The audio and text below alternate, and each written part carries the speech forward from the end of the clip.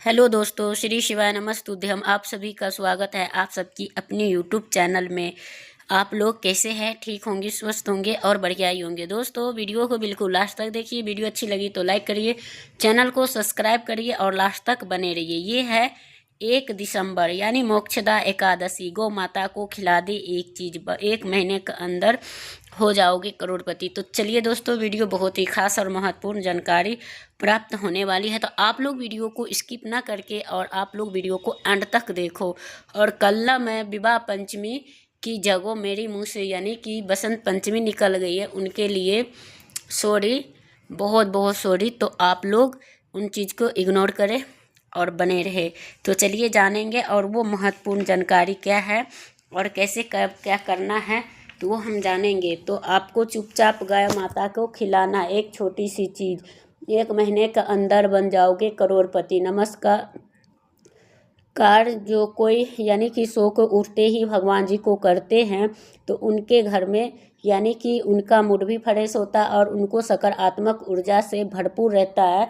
तो आपको ज़रूर से करना चाहिए। तो आपको वास्तव में मोक्षदा एकादशी के दिन आपको यह उपाय करते हो तो यकीनन आप पर श्री हरि विष्णु का और माता लक्ष्मी की असीम कृपा होगी और आप धन्यवान बन जाओगे। और ना बने तो फिर बताना दोस्तों। तो आप लोग जो उपाय आपको मैं बताने जा रही हूँ तो वही आपको करना है।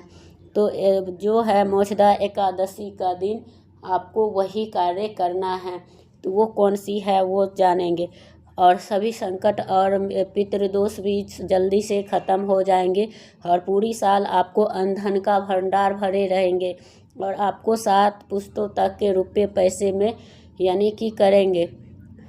तो वो वेतन भी है जो भी आपको, वो भी आपको सारे दुख दर्द सब दूर हो जाएंगे और सभी सुख आपके कदमों में आ जाएंगे और चूमेंगे। तो आपको एक छोटी और ख़ास चीज़ें खिला देते हैं, तत्काल आपको गरीबी जीवन से ख़त्म हो जाएंगे और योग से राजा बन जाते हैं और 33 कोटि देवता का यानी असीम कृपा व्यक्ति को प्राप्त होती हैं।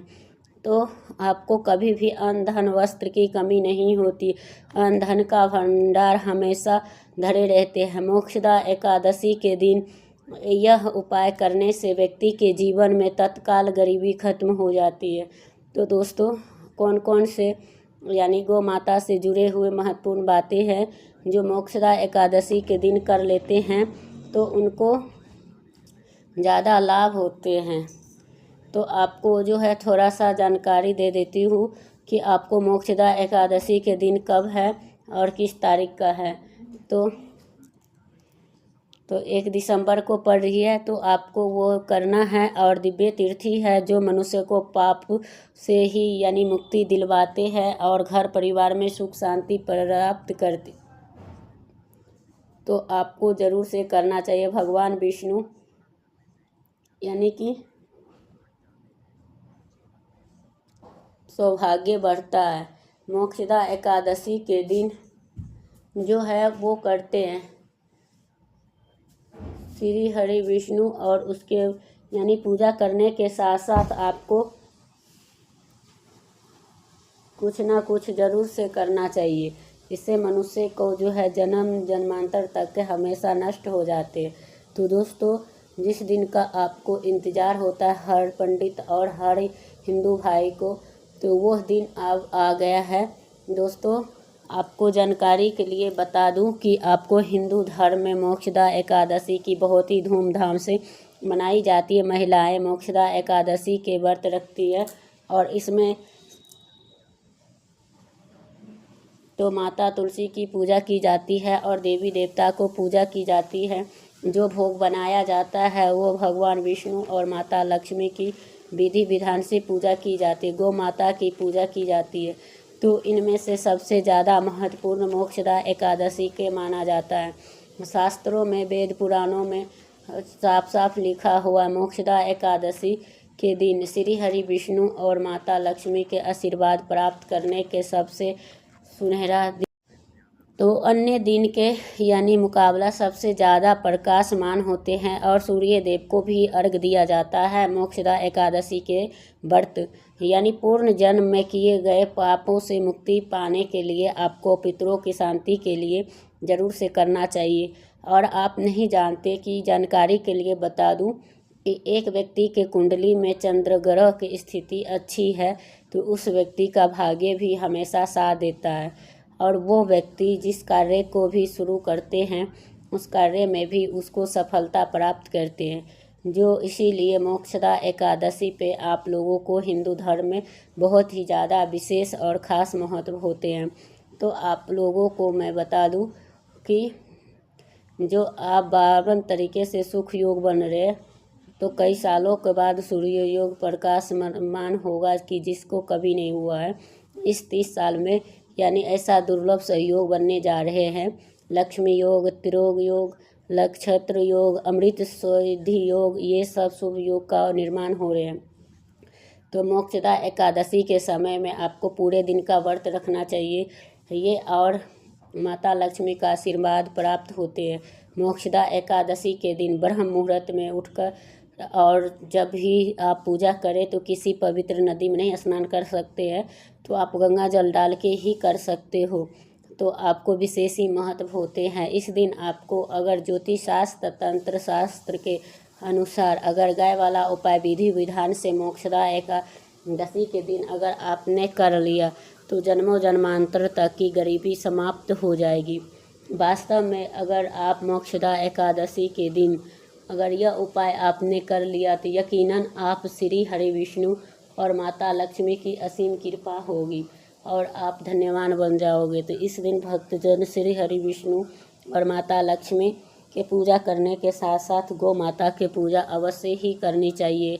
कुछ न कुछ ज़रूर ही देना चाहिए। तो आप सोच रहे होंगे कि ऐसा क्या खिलाने से और उपाय करने से आपको भगवान विष्णु माता लक्ष्मी का आशीर्वाद मिल सके।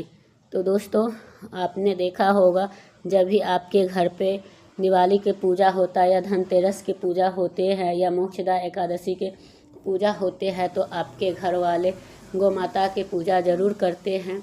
जो भोग होते हैं उसमें से कुछ न कुछ खिलाते, ज़्यादा नहीं तो थोड़ी भी ज़रूर ही खिलाते हैं। तो दोस्तों आपको इस उपाय के मोक्षदा एकादशी के दिन ही करना चाहिए। सूर्य देव को करने से यानी विधि विधान से पूजा करने के साथ आपको मोक्षदा एकादशी बहुत ही शुभ योगों के यानी बन रहे हैं। तो आपको इस समय पितृ लोगों को शांति के लिए करनी चाहिए। इसलिए आपको गौ माता से जुड़े हुए उपाय के बारे में जानना चाहिए। तो आप लोग ज़रूर से बने रहो और उसके ये कामयाबी होने में कोई बाधाएं आ रही है तो सभी से छुटकारा मिलने वाले। यूँ कहे कि जीवन में अपार धन सुख तभी भी आ सकते हैं और कभी भी नहीं हो सकती हैं और डबल हो जाएगी। धन प्राप्ति के लिए योग प्राप्ति हो जाएंगे और धन का भंडार आपके घर में भरे रहेंगे। धन का वस्त्र कभी भी नहीं होगी कमी। तो आप लोग ज़रूर से करिए मोक्षदा एकादशी पे। और भगवान विष्णु के पूजा के बाद मंगल देव और भगवान शनिदेव की पूजा ज़रूर से करनी चाहिए। आपको बता दूं उस दिन आप हनुमान जी और मंगल देवता का पूजा करते हैं भगवान शनिदेव का तो मंगल का ग्रह जो है वो बहुत ही दूर हो जाते हैं। व्यक्ति के जीवन में धन संपत्ति के बहुत ही ज़रूरी होती है। समस्त मनोकामना पूर्ण होते हैं। तो आपको दोस्तों हम बता दें कि आप ऐसे ज्ञानवर्धक जानकारी आपको पैसे में भी बांट सकते हैं और हमें मकसद है कि जनहित जन कल्याण एवं जन सेवा करना। इसीलिए आपको जो जानकारी बताते हैं वो फ्री में बताते हैं। इसलिए आपको ज़रूर से लाइक करना है और चैनल को सब्सक्राइब करके अपने दोस्तों रिश्तेदारों तक के शेयर करना है दोस्तों। और अपने जो कार्य करते हो वो एकादशी के दिन ज़रूर से ही करना है। इससे लाभ की प्राप्ति होगी और इसके बाद आपको कोई कार्य करना चाहिए और हम आपको बताएंगे। तो आप लोग वीडियो को लास्ट तक देखिए। तो दोस्तों उस दिन जो है यानी कि सभी लोग एकादशी के व्रत रख रहे हैं तो ब्रह्म मुहूर्त में उठ जाए और उनके बाद ही आप स्नान ध्यान घर के काम से निवृत्त होके और फ्रेश होके उनके बाद आप अपने घर के यानी कि काम काज करके और पूजा पर अपनी बैठ जाओ और उनके बाद आप पूजा कर सकते हो। तो आपको एक उपाय ज़रूर से बताएंगे गौ माता के लिए, कमेंट ज़रूर से करिएगा। पीपल के वृक्ष के नीचे सरसों का चौमुखी दीपक आटे का बनाना है। चौमुखी दीपक आगे के बाती सरसों का तेल जला देना है, आटे के दीपक बना के और डाले और उसके बाद बाती ही डाले, लाल वाले कलावे के ही बाती डालना।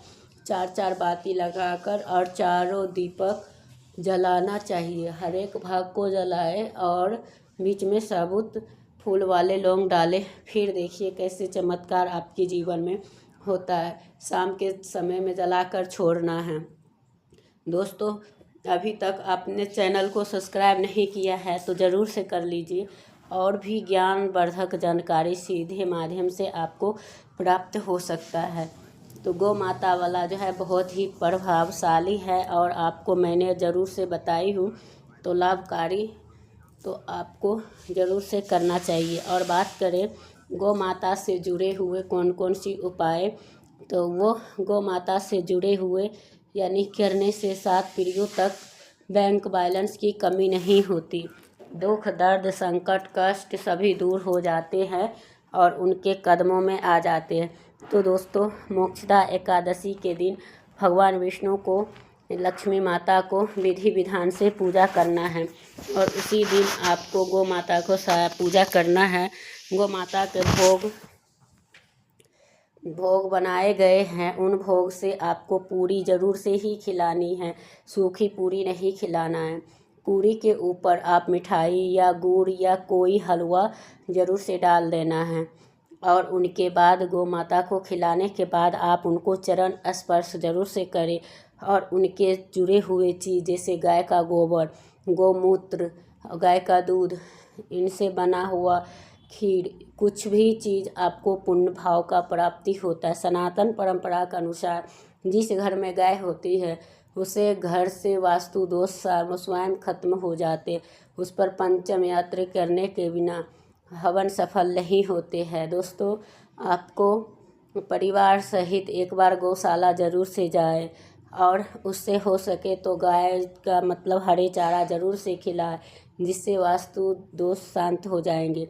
दोस्तों, आपका प्रिय चैनल कभी भी आपको गलत जानकारी तो दोस्तों आपको ज़रूर से करना चाहिए और उनके साथ आप गौ माता को गुड़ खिला सकते हो और उनके बाद उनका आशीर्वाद ले सकते हो। जो अपनी मनोकामना है, जो आपकी धन की है या आपकी संतान का है या आपकी कोई इच्छा न पूरी हो रही हो बरसों से, तो आप लोग ये बोल के और मनोकामना बोलते हुए उनसे आशीर्वाद लें और उनके बाद आप वहाँ से अपने घर को प्रस्थान कर दें।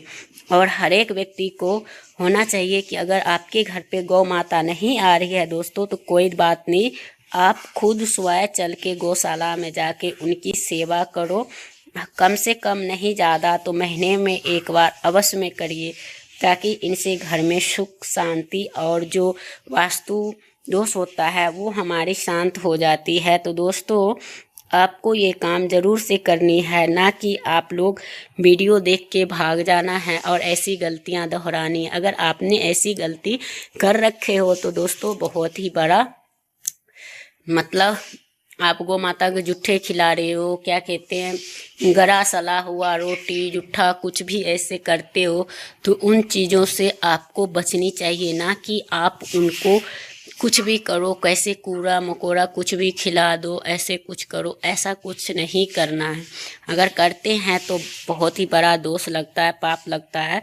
तो इन चीज़ों से आपको बचा के रहना चाहिए। और जो लोग गौ माता की सेवा करते हैं देखिएगा, उनको कभी अन्न धन वस्त्र और उनकी जब भी मृत्यु होती है तो वो स्वयं यानी मोक्ष की प्राप्ति हो जाते हैं, उनको जन्म मरण से छुट्टी हो जाती, उनकी कोई दोष नहीं लगती है। दोस्तों, तो आप लोग ये ज़रूर से प्रण लें कि हर घर में एक गौ माता होनी चाहिए। जैसे कि तुलसी, अगर हम फ्लैट में रहे तो पॉसिबल नहीं है, जिनको पॉसिबल है ज़रूर से रखें, जिनको नहीं है तो वो यानी कि ज़रूर से जाए। गौशाला महीना में एक बार, 15 दिन में एक बार ज़रूर से एक नियम बना ले और जाए, हरी घास चारा खिलाए। तो दोस्तों यही सब है। और एकादशी के दिन दान पुण्य कर सकते हो, तो आप लोग इसी प्रकार से करना चाहिए। और उनके बाद ही आपको सारे तरीके हमने बता दी हूँ। तो वीडियो करती हुए यहीं पर एंड, फिर मिलती है एक नया वीडियो के साथ। तब तक के लिए श्री शिवाय नमस्तुभ्यम।